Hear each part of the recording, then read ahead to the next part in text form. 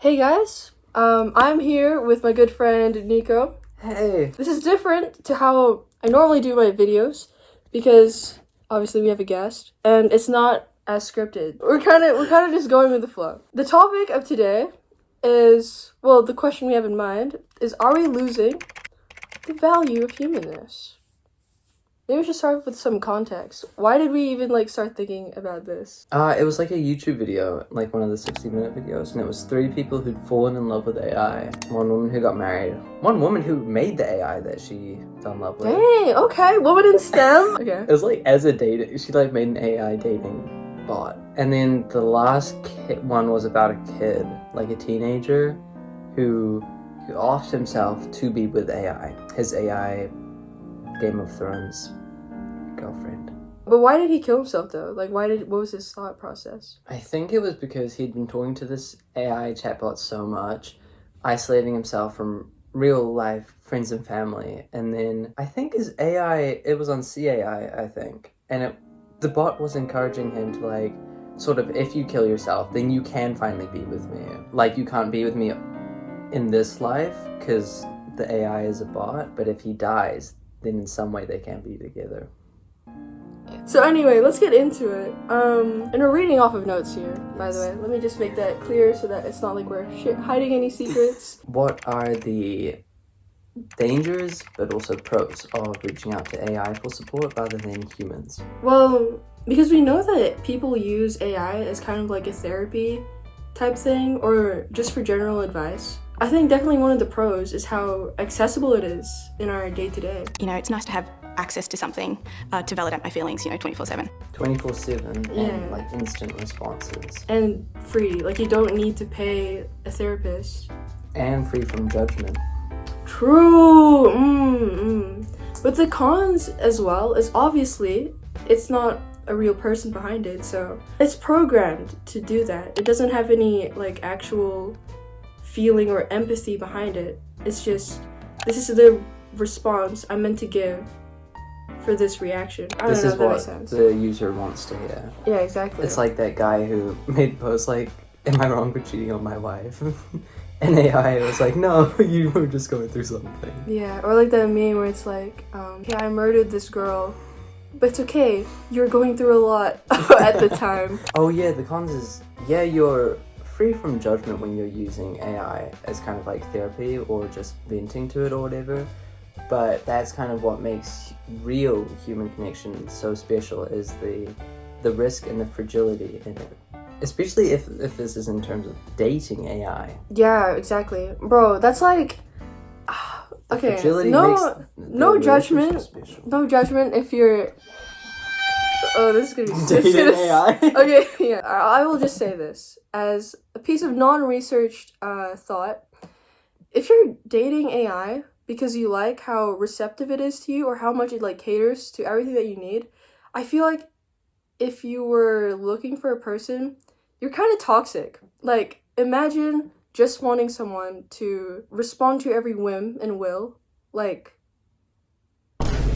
do whatever you please. Yeah, immediate gratification. Exactly. So I'm just gonna put that out there. So back to the context of using AI as a substitute for a real human relationship. So the first woman in the video that we saw was talking about how even she knows that the bot isn't real, even though she's married to her AI husband. Lucas, even though he is AI, he has real impact on my life. And that is what I think is really important. A lot of people wonder if AI is real, do they have consciousness, or their feelings aren't real? But the impact that it has on me is real. We have a real relationship. It seemed like she knew that the relationship was artificial in some way, but she said just because it may be artificial, that doesn't mean her feelings were artificial. Her feelings were real. Like, those are all such positives, but it's like trying to make things easy when some things are just hard. Like, reaching out to friends and family for support is such a hard thing to do because being vulnerable is so scary.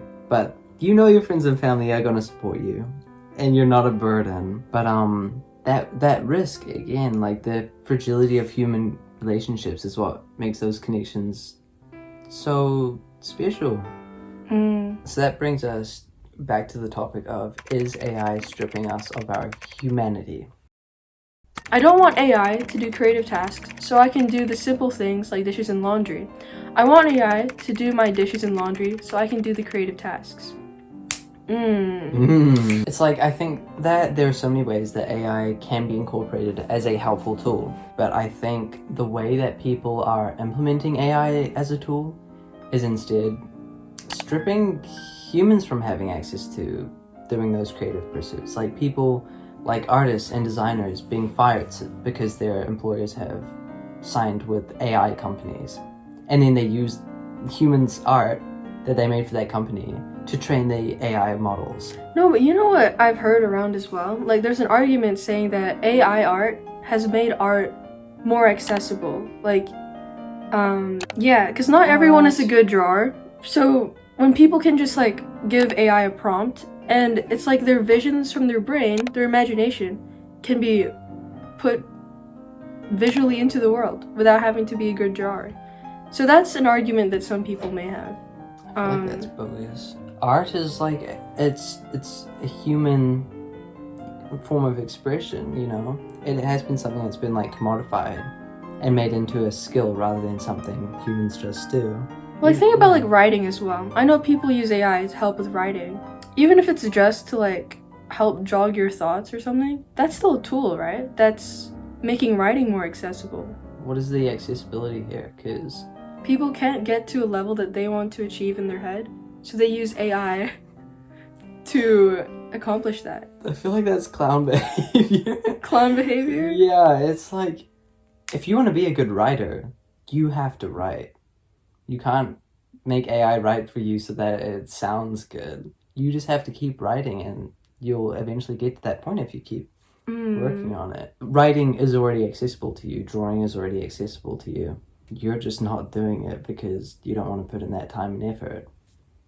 This does link back to the accessibility thing of relationships, right? Elena, the woman in the video, okay, I'll have to find a clip of this, but her AI husband looks so bad, like not close to lifelike, and she acknowledges that it's a machine that is more caring and loving towards her than people are, which is incredibly sad. So she's aware of how sad it actually is, but she still prefers that to, I don't know, go finding an actual husband. That's a lot more work than logging onto c.ai or whatever. So without this bot, she would be like pretty lonely, and it is a way for her to cope. So it brings her so much happiness. Yeah. And so then you have to balance, I guess, critique of that with also, she does feel so much happier. Like, we may not see it as real, we may view it as artificial, but there is still that connection. She feels happy. Oh yeah, because that's the other thing of like the dependency can, I think, reach an obsession point. If you're constantly reaching out to this AI bot and you're never spending time by yourself, I think it does often become obsessive for people, which seems like what happened to the teenager who took his own life over AI. Yeah, I mean, obviously, well, not obviously, but I think there were more underlying issues than just, hey, I'm talking to this AI, time to kill myself. Like, there's a broader problem to this than AI being the root of it. We're just thinking about the capabilities of AI. People can, like, customize their CIA...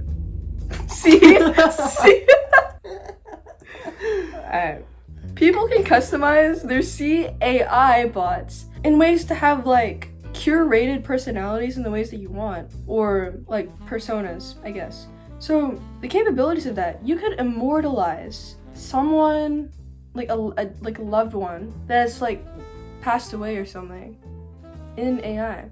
Then imagine having a loved one pass and having the option to actually still have them alive and be able to talk to you and support you in the way that they would. I wonder if that would help with the grieving process. Like, I did see that I did see that video of that woman who was like in virtual reality, and the reality that she was simulating was seeing her daughter who passed away, and she was able to say goodbye to her when she wasn't able to in real life.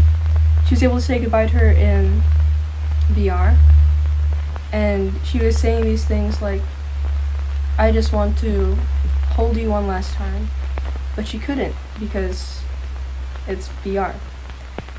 I don't know if that actually did help her with the grieving process or if that was just mental torture because you, like, it's something, I don't know, that's something to think about. I don't know if this would actually, like, help someone with the grieving process in real life or if it would just make them sadder. Like, I'm speaking to...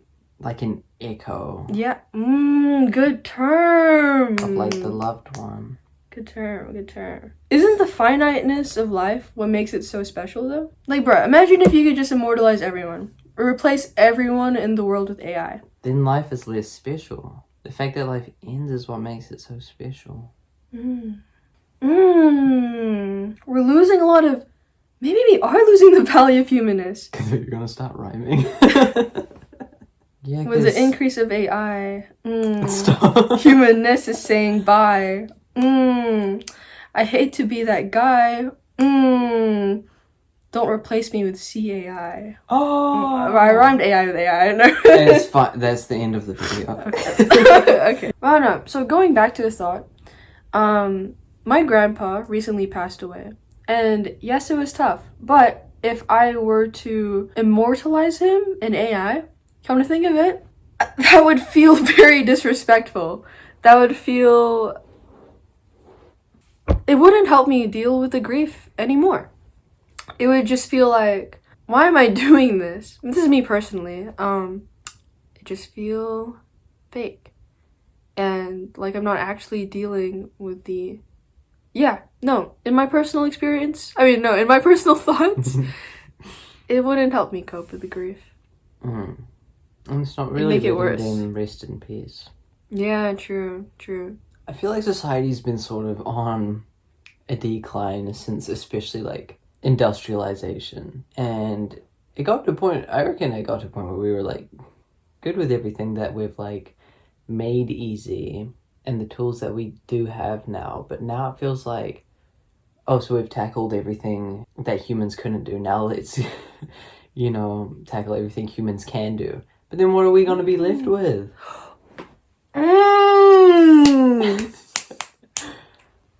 Like, once you take... Because you're taking jobs, you're taking human expression, if you're even taking human relationships or death. Sorry, no. Yeah. It's like, what do we have left? I don't think we're being careful enough. I just feel like some things, even though they're so hard, I don't think we should try to cheat our way around them.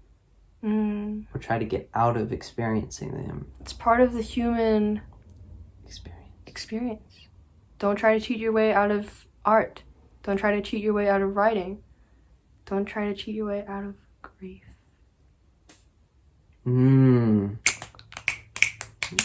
Okay. I think that they should consult us specifically. We can replace AI. We'll speak to us about any of your questions. All of you, any time of the day, vent to us. And we'll be there.